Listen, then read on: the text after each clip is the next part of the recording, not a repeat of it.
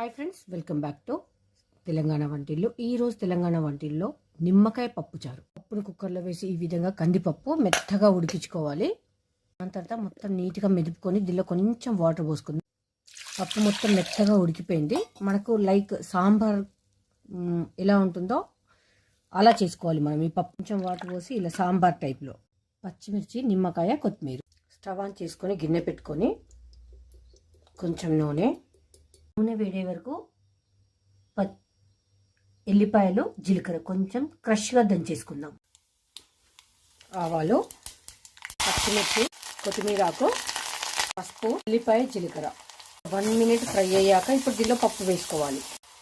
పప్పు అనేది మనకు ఇలా ఉండాలి, మరీ చిక్కు కాకుండా మరీ పలుచే కాకుండా. చిన్న కప్పు పప్పు తీసుకున్నాను, దానికి 2 నిమ్మకాయలు సరిపోతుంది. దీనిలో మనము రసం తీసుకొని వేసుకోవాలి. ఈ టేస్ట్కి సరిపడా ఉప్పండి. నిమ్మకాయ పప్పుచారు రెడీ అండి. వేడి వేడి అన్నంలోకి నెయ్యి వేసుకొని తింటుంటే వావ్ సూపర్గా ఉంటుంది. మీరు నార్మల్గా పప్పుచారు చేస్తారు కదా, అలా కాకుండా ఒక్కసారి ఇలా ట్రై చేయండి. ఖచ్చితంగా ఇంటిల్లిపాదికి నచ్చుతుందండి.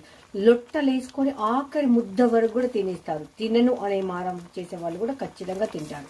ఎందుకంటే మా పిల్లలు చిన్నప్పుడు కూడా అంటే నేను వెరైటీగా చేసి పెట్టేదాన్ని. అదే ఇప్పుడు మన తెలంగాణ వంటింట్లో నేను చూపిస్తున్నాను. ఎంతో టేస్టీ నిమ్మకాయ పప్పుచారు అండి.